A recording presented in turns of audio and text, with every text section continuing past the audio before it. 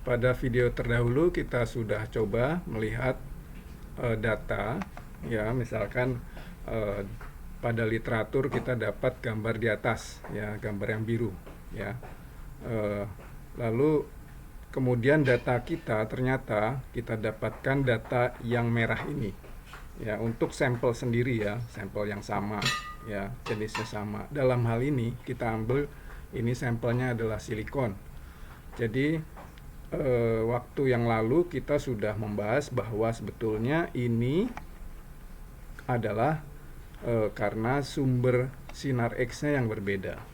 Ya, lalu kita coba hitung menggunakan hukum Bragg, ya, begini. Jadi sebetulnya itu sudah bisa dijelaskan tanpa harus melakukan perhitungan yang rumit, ya. Kali ini kita akan membahas sebetulnya perhitungan macam apa yang tidak tergantung pada gambar data. Ya, jadi kalau puncak ini bergeser, maka perhitungan itu tetap bisa digunakan hanya dengan merubah panjang gelombangnya. Ya. Ini adalah kerjasama dengan Universitas Pendidikan Ganesha, ya, dalam program KMMI Merdeka Belajar Kampus Merdeka. Untuk menyingkat waktu, mari kita langsung menggunakan program MAUD. Ya, kita gunakan program MAUD karena program itu tergolong baik dan free, ya. Jadi kita bisa download sendiri, ya, di sini, ya, di website ini, ya. Ini alamatnya, ya. Kemudian setelah diinstal, sebenarnya bukan diinstal, ya, di copy sebetulnya. Nanti bisa dijalankan, ya. Kalau pakai Windows silahkan, ya, ada versinya Windows, Linux atau Mac, ya. Silahkan pilih operating system yang mana yang Anda gunakan, maka softwarenya harus disesuaikan, ya.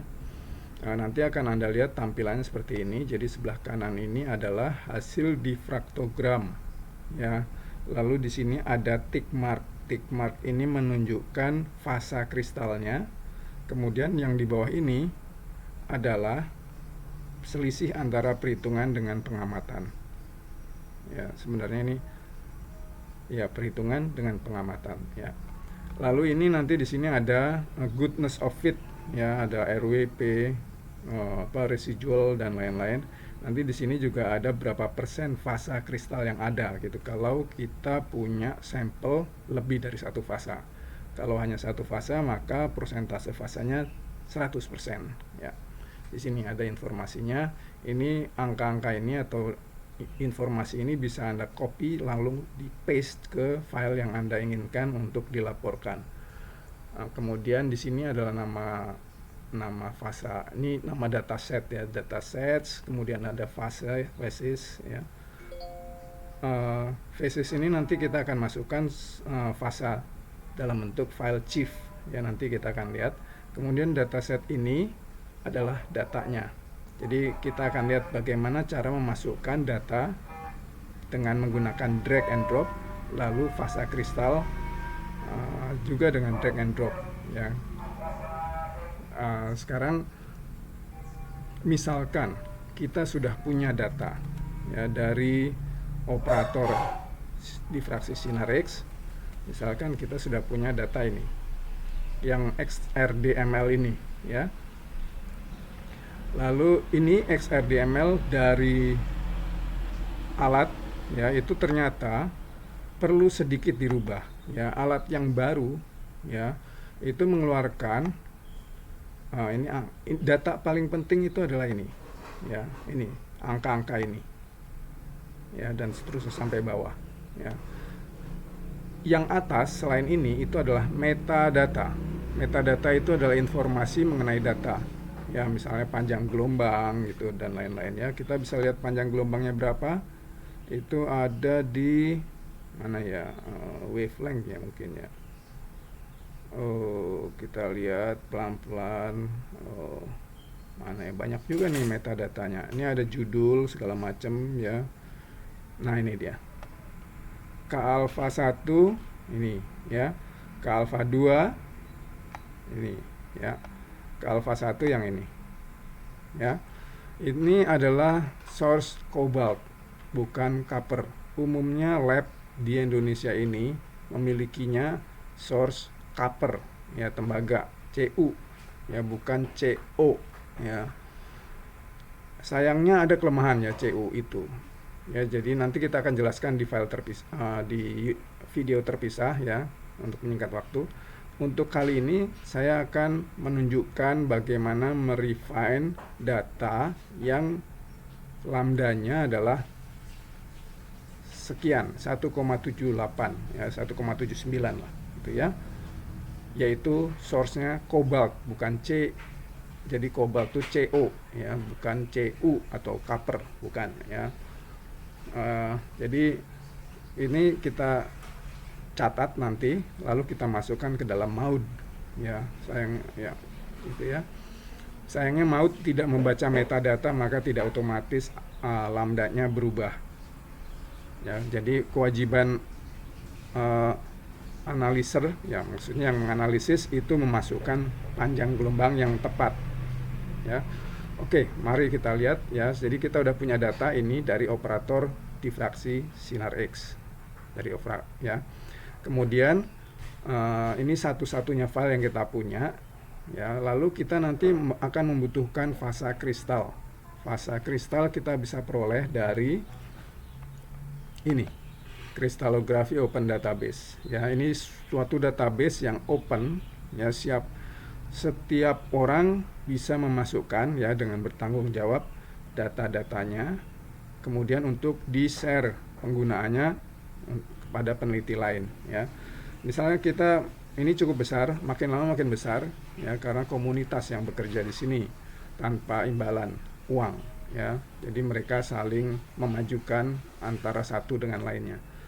Kemudian ini kita search, ya. Kalau kita ingin tahu, tadi kan silikon, ya, kita ambil silikon, kita masukkan elemennya Si, ya, hanya Si, silikon, ya. Lalu kita hanya memiliki satu unsur minimal dan maksimalnya juga satu, ya. Kalau kita isi lebih dari satu, nanti yang selain silikon pun muncul. Nah, sekarang karena kita udah dapat satu, minimalnya maksimalnya satu, dan kita udah isi ini silikon, ya, maka kita langsung send. Tunggu dulu, ya, tergantung kualitas internetnya. Kalau bagus ya cepat, tapi pada dasarnya ini websitenya memang tergolong lambat, ya, karena database-nya sudah banyak. Nah, sekarang kita bisa lihat ada banyak pilihan, ya, itu, ya, SI dan lain-lain, gitu, ya.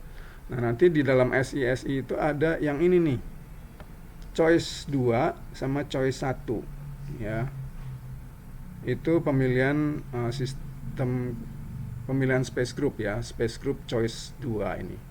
Kalau nggak ditulis semacam ini berarti choice 1, ya. Silakan pilih, Anda pilih yang mana aja, ya. Ini juga boleh, gitu, ya. Saya milih yang ini sebetulnya, ya. Ya, kalau udah, ya, ini bisa diklik, ya, klik, ya. Ini saya pilihnya choice 1, ya. Kalau mau choice 2 nanti ada sedikit penyesuaian, agak ribet. Lebih baik kita pilih aja choice 1, ya. Lalu kita klik, nanti di save, ya. Ini di save tuh 565, gitu, ya. Belakangnya 565, ya. Saya pilih tadi, ya, ini dia. Ini yang saya pilih, choice 1, ya. Ini saya sudah download, saya masukkan ke dalam folder, saya rename, kasih nama, sebab kalau nggak ada nama, nggak saya tambahkan kata SI, saya bingung nanti, ya. Ini udah.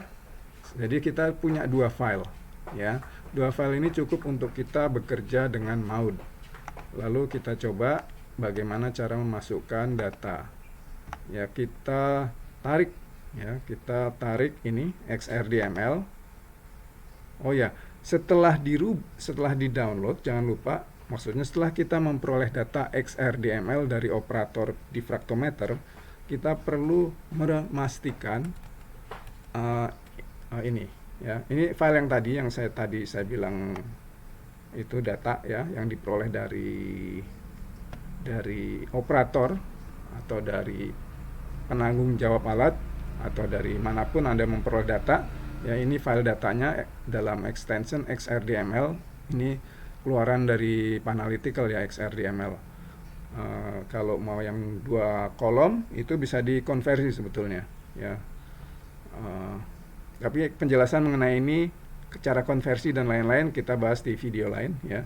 Jadi yang paling penting di sini kita lihat adalah ini ya. Alat-alat baru Panalytical sekarang mengeluarkan ini token ya gitu ya, penanda itu di sini nih counts dengan unit counts juga ya, counts. Nanti di bawah ditutup dengan kata yang sama, counts. Ini sudah saya rubah jadi intensitas, tertulisnya di situ intensities ya. Ini di sini sebetulnya tadinya counts ya, saya rubah menjadi intensities. Kalau tidak begitu, tidak muncul nanti ya. Maut tidak bisa baca, tidak mengenali, karena maut sepertinya menggunakan token intensities ya, seperti ini ya, bukan ini ya. Jadi nanti kalau Anda memperoleh data, Anda rubahlah kata counts di sini menjadi intensities ya. Kalau sebelumnya Anda nggak tahu, lalu Anda run saja, Anda masukkan saja ke dalam maut, kan nggak bisa. Terus baru Anda sadar. Nah, pada saat setelah Anda merubah intensities ini, maksudnya counts ya, kata ini Anda rubah jadi yang benar, intensities misalnya, yang maut bisa mengerti, maka mautnya itu harus keluar dulu ya, keluar dulu, lalu restart lagi, masuk lagi, baru baca. Tanpa itu tetap nggak bisa ya. Anda silahkan mencoba nanti ya. Saya udah coba, harus keluar dulu baru bisa ya. Nah sekarang ini sudah benar ya, ini sudah saya perbaiki, makanya di sini bukan tulisan counts ya ini, melainkan intensities, karena sudah saya perbaiki. Hanya itu saja yang perlu diperbaiki. Lalu sekarang saya tutup, lalu saya tarik ini, saya drag ya, drag ini, saya tarik XRDML-nya. Oh ya, jangan lupa, maaf ya, ini diklik di dataset ya, klik di datasets, jangan yang lain, jangan faces, jangan sample, tapi datasets ya. Ini kita drag ya, ini saya drag, lalu lepas di sini. Nah, itu dia, itu datanya. Lalu sekarang kita memasukkan fasa kristalnya ya, yang sudah kita download dari Crystallography Open Database tadi ya. Ini saya tarik, saya drag, lalu dropnya di faces ya, bukan di gambar tapi di faces. Saya lepas di sini, lalu ada muncul ini tulisan silikon ya. Kita choose ya, ini di highlight dulu jangan lupa, lalu choose ya, muncul ya, di sini nih muncul ya. Nah sekarang kita run ya, kita yang ini yang gambar kalkulator ya, gambar kalkulator kita klik. Nah ini, sebelum kita melanjutkan lebih jauh, kita perlu memastikan bahwa reflection marker ini berada di bawah puncak ya. Posisi reflection marker ini berada di bawah puncak difraksi ya. Jadi kalau ini kan meleset, ini juga di bawah puncak tidak ada reflection marker ya, jadi ini bergeser ya. Kalau kita nggak paham, kita run, nanti kita nggak dapat apa-apa ya, karena ini sangat tergantung pada nilai awal ya. Least square ini prinsipnya, jadi tergantung pada nilai awal. Kalau nilai awal terlalu jauh dari hasil yang sebenarnya, hasil yang seharusnya, maka kita tidak akan bisa mendapatkan hasil yang seharusnya karena terperangkap pada lokal minima. Kita bisa bahas nanti pada video lain detailnya ya. Nah sekarang bagaimana cara merubah panjang gelombangnya sehingga reflection marker ini tepat berada di bawah puncak yang ada ya. Karena kita sudah tahu ini panjang gelombangnya berbeda ya, yaitu 1,79, bukan seperti Copper 1,54 ya. Ya oke, kita copy paste saja dulu ya. Nanti dulu ya. Ini kita ke bawah ya, kita cari panjang gelombang difrak. Nah, kalau nggak salah itu ada di sini. Kita coba buka. to background. Nah ini diffraction instrument disalignment, kita ke bawah. Mana ya? Oh belum. Oh ini dia, X-ray tube ada 1 ada 2 ya. Yang 1 itu alpha 1 maksudnya, 2 itu alpha 2 ya. Ini di sini kita lihat bahwa sebetulnya di sini memang 1,54 ya, mau tidak merubah berdasarkan data karena tidak diprogram untuk membaca metadata nampaknya ya. Jadi ini kewajiban kita merubahnya ya. Jadi kita rubah menjadi 1,78 berapa tadi. Kita coba lihat filenya dulu ya. Kita buka lagi file datanya dengan text editor biasa ya. Ini lalu kita ke atas sedikit, mana dia, 1, nah ini dia ya. Ini kita copy paste saja sampai dengan ini ya, 00 nggak usah lah ya, yang di belakang itu tetap aja tidak tampil nanti ya. Kita copy ya, ini yang alpha 1, nanti yang alpha 2 gitu juga ya, 1,7929 kita bisa hafalkan saja ya. Nanti yang alpha 2 7929 ya. Ini kita copy ke sini ya, paste, saya sudah paste. Lalu yang bawah alpha 2 ini 1,7929 ya. Oke, sudah selesai. Kita bisa enter ya, sudah, angkanya sudah berubah ya. Ini saya bisa mungkin panjangkan ya supaya lebih jelas ya. Ya itu ya 1,78901 dan untuk alpha 1 1,7929 untuk alpha 2. Lalu kita klik gambar kalkulator. Nah itu dia ya. Jadi reflection markernya sekarang sudah tepat berada di bawah puncak yang ada ya. Yang ini yang kelebihan nggak apa-apa ya, mungkin nanti berdasarkan perhitungan dia tidak akan punya puncak ya, tidak akan punya puncak yang tinggi sama sekali ya. Tapi tidak 0, karena kalau 0 berdasarkan systematic absences ini reflection marker harusnya tidak tampil ya. Ini berdasarkan systematic absences tetap muncul ya. Kita bahas systematic absences di video lain ya. Ini sekarang setelah siap untuk perhitungan tanpa refinement ya. Refinement itu adalah proses mendekatkan parameter ke hasil yang seharusnya. Jadi semakin halus, semakin dekat disebutnya, makanya refinement ya. Sehingga hasil perhitungan nanti mendekati data. Ya, sekarang kita lakukan refinement ya, analisis, lalu wizard kita masuk ke sini dulu yang paling awal. Kalau baru awal, background dan scale parameter dulu. Ini prinsipnya sebenarnya Lebel itu bukan lebay ya. Lebel itu nama orang Perancis ya.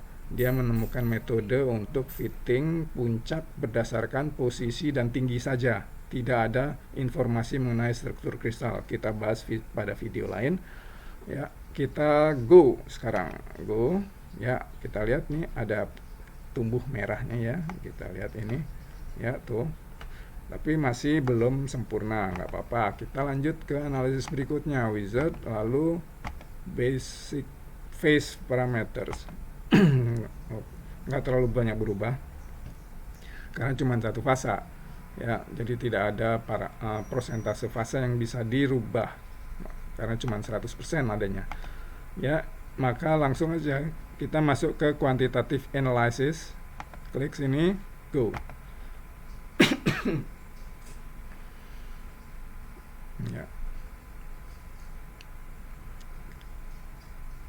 Ya, jadi kita sudah tahu bahwa ini sudah informasi mengenai panjang gelombang sudah dimasukkan. Ya, sekarang kita lanjut lagi, satu lagi ini crystal structure analysis. Ini merefine parameter kisi ya, lalu merefine posisi atom ya jika tidak ditahan oleh simetri ya. Juga parameter mengenai terkait dengan profile puncak ya, lebarnya, tinggi ya, landainya, curamnya itu di refine. Nah ini ya, ini kurang, ini ya kurang kurang begitu bagus ya.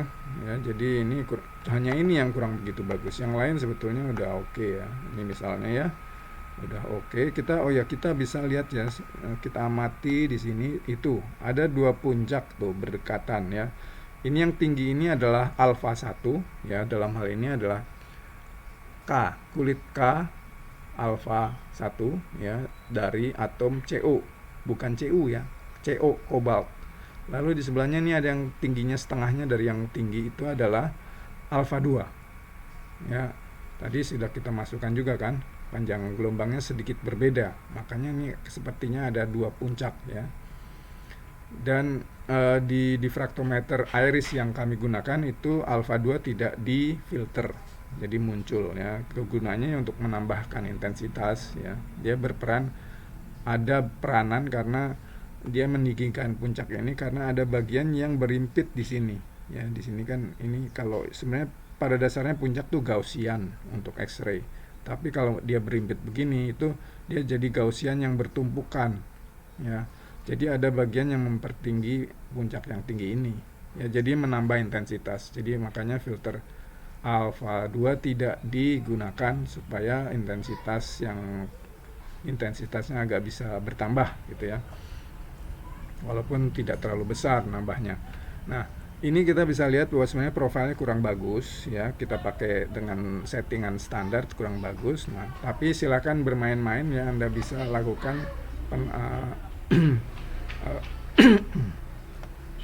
itu di bagian itu. Jadi refinement di bagian di bagian profile ya. Kita lihat nih profile, banyak ininya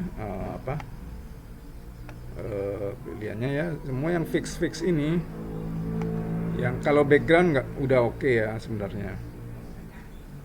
Background ini di sini udah di refine belum ya?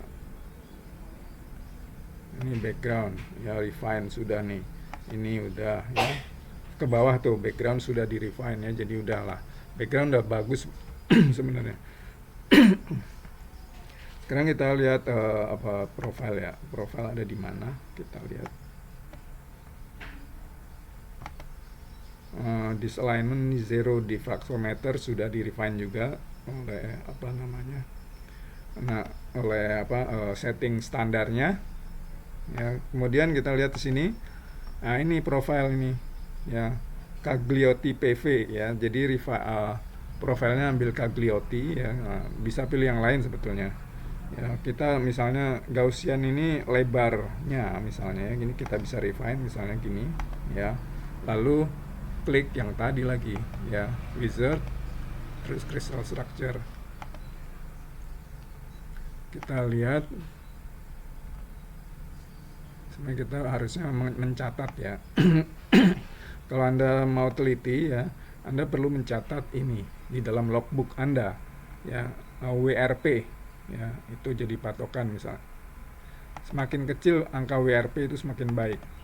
Jadi mana tadi, di bawah ya. Nah ini RWP ya, ini 13 gitu kan. Ini sekarang 13,12, tambahin lagi gitu ya. Tadi di mana Cagliotti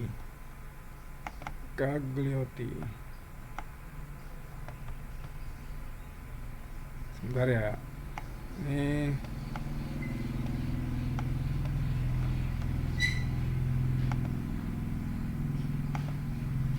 kita buka. Oh ini dia Cagliotti ya. Ini tadi kan Gauss, ini Gaussian value 1 di refine ya. Oh ini di sini refine kah?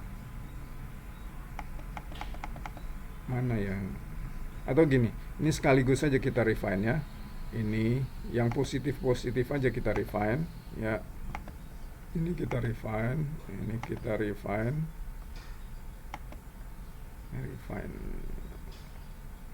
Oke, refine lagi ya. Jadi itu ya, yang fix yang negatif ya.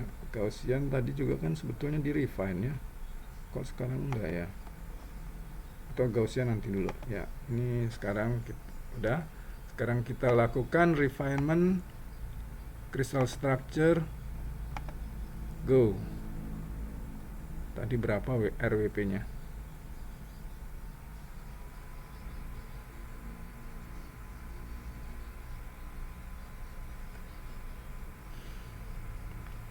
Ya begitu ya. Dan kita coba lihat lagi apakah sudah memang toggle-nya refinement ya tadi. Harusnya udah. Cagliotti. Ini sebenarnya profile tuh ada banyak pilihannya harusnya. Waduh, kok nggak di refine ya? Oh iya, maaf, salah saya. Ya kalau ambil ke yang tadi itu standar masuknya, maka ini langsung di fix lagi ya. Jadi ini makanya ini nggak lebih baik ya gambarnya. Gambar ini tidak terlihat lebih baik dari sebelumnya karena refinementnya ditahan lagi, di stop lagi gitu. Jadi ini fix lagi ya. Jadi kalau kita mau merefine, kita perlu klik yang lain ya, bukan yang itu tadi, bukan yang standar ya. Ini saya refine aja semuanya ya. Ini karena sudah bagus ya, kalau maksudnya ini nggak terlalu jelek, jadi di refine semua oke lah. Tapi kalau jelek ya, jauh dari yang seharusnya ya, taunya jauh dari seharusnya gambarnya jelek ya, tidak ini error di sini selisihnya sangat berfluktuasi ya, itu jelek. Kalau yang begitu maka bertahap lah ya merefine-nya. Kalau ini sekaligus saja untuk menyingkat waktu. Lalu yang diklik ini yang gambar palu ya, bukan yang tadi ya, bukan lewat wizard ya. Ini saya klik ya, tuh kita lihat angkanya berubah-ubah ya. Ini tetap refine ya, ini jadi minus nih kalau value 2, tadinya positif ya. Oke, nah sekarang kita lihat tuh, sekarang kan lebih baik ya, ininya ini lebih baik sekarang ya. Lalu RWP-nya 12, tadi 13-an lebih kan ya. Begitu ya, silahkan Anda lakukan terus menerus ya. Ini mau divariasi semua. Kalau memang udah dekat dengan hasil akhir itu boleh tidak divergen ya. Ya begitu. Jadi sehingga nanti kalau Anda mau lihat gambarnya, Anda bisa klik sini ya. Nah ini dia gambarnya ya. Gambar yang siap untuk di save ya misalnya, tapi di save nya dalam bentuk ini ya, eksperimental dan computed data. Ini diklik, nanti silahkan ditaruh di mana gitu ya. Ini defaultnya, ini sebetulnya punya file-filenya Maud ya. Anda menyimpan di default Anda bekerja gitu ya, supaya Anda nanti mudah mencarinya kembali. Nanti kalau udah di di save, itu bentuknya CHIF, jadi angka ya, yang bisa dibuka dengan menggunakan Excel ya. Lalu Anda plot lewat Excel, atau Anda bikin program sendiri ya misalnya. Lalu nanti hasilnya bisa seperti ini. Anda dalam bentuk sebentar saya coba lihat ya. Ini saya sudah menggunakan program yang saya buat, lalu hasilnya nanti seperti ini ya. Ini ya, ini formatnya EPS ya. Anda bisa EPS itu vector graphics. Jadi ini kalau saya besarkan nggak pecah ya. Saya besarkan 800 kali, ini gambar tidak pecah ya. Sebesar tembok juga tidak pecah ya. Tinggal printernya aja nanti kuat nggak gitu ya. Jadi saya senang dengan format EPS itu karena memang dia vector graphics, bukan pixel ya. Gitu ya. Jadi silakan kalau Anda mau buat program sendiri, tapi Anda bisa juga menampilkan lewat Excel ya. Itu bentuk datanya sebetulnya, hasil dari CHIF itu sebenarnya seperti ini. Mana ya, ini dia, ini ya. Jadi kita bisa lihat nih datanya ya, yang kalau Anda tampilkan di Excel silahkan ya ini. Tapi begini, ini loop artinya berulang. Kemudian ini kolom pertama adalah 2 theta yang sudah dikoreksi berdasarkan zero diffractometer. Yang zero diffractometer itu maksudnya harusnya 0, tapi kenyataannya biasanya tidak persis 0 tapi dekat ya. Jadi ini udah dikoreksi ya buat tetanya. Lalu di situ ada intensitas total.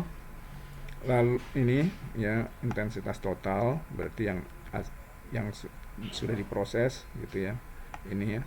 Yang paling kita perlukan sebenarnya cuma 2 ya sebagai sumbu X dan sumbu Y, yaitu ini dan intensity total. Ini mana? Ini aduh. Ini ya ini. Ya. Satu lagi adalah data. Data itu data itu yang ini ya, ini prog intensity total itu data. Yang hasil perhitungan itu adalah bawahnya, calc ya. Itu yang kita perlukan hanya 3 yang di atas. Lainnya itu pelengkap, tapi boleh kalau mau di print, mau di plot juga. Ini untuk background, yang bawahnya ini untuk khusus backgroundnya ya. Background itu adalah yang baseline ya. Ini nih background, ini nih ya. Kalau yang puncak ini ya, ini data, yang data ya. Nah, nanti kalau kita udah bandingkan dengan yang mana tadi, yang kita punya yang, nah kalau yang ini, nah ini udah digabung ya, datanya ditampilkan sebagai plus atau mungkin terlihatnya sebagai titik ya, ini yang warna hitam. Lalu yang perhitungan itu adalah yang garis ya, ini perhitungan calculated ya. Selisihnya adalah ini ya, yang bawah yang hijau. Dalam program Anda bisa aja balik ya, dibalik ini kalkulasi minus observe. Jadi nanti berarti puncak ini ke bawah gitu, nggak apa-apa ya. Yang penting ini menunjukkan selisih antara perhitungan atau data dengan pengamatan ya. Ideal artinya susah tercapai ya. Idealnya ini garis lurus ya. Jadi ini nggak ada, tapi sulit itu ya, karena selalu ada error ya. Setiap kali sinar X sampai ke detektor itu errornya adalah akar dari cacah itu ya. Itu kalau belum diproses ya. Kalau nah, pembahasan mengenai perambatan error kita bahas di video lain ya. Saya rasa itu aja ya. Jadi intinya bahwa Anda sudah mudah-mudahan bisa memahami bagaimana cara memasukkan lambda atau panjang gelombang jika source difraksinya itu berbeda, bukan coupler ya. Umumnya di Indonesia ini hanya ada source-nya coupler ya, bukan yang lain ya. Yang lain itu bisa cobalt, bisa perak atau Ag, bisa molybdenum atau Mo ya. Itu 2 yang terakhir saya sebut tadi berguna untuk yang bahan amorf ya. Pilih yang mana yang lebih tepat untuk sampel Anda, itu akan dibahas pada video lain ya. Jadi untuk merubah ini lambda, Anda cukup masuk sini ya. Ini ya, ini masuk sini. Ini untuk alfa 1, untuk alfa 2 yang ini ya. Demikian YouTube kali ini atau video kali ini. Untuk yang lain kita akan bahas, kita akan tampilkan berikut yang di tempat yang lain. Semoga bermanfaat.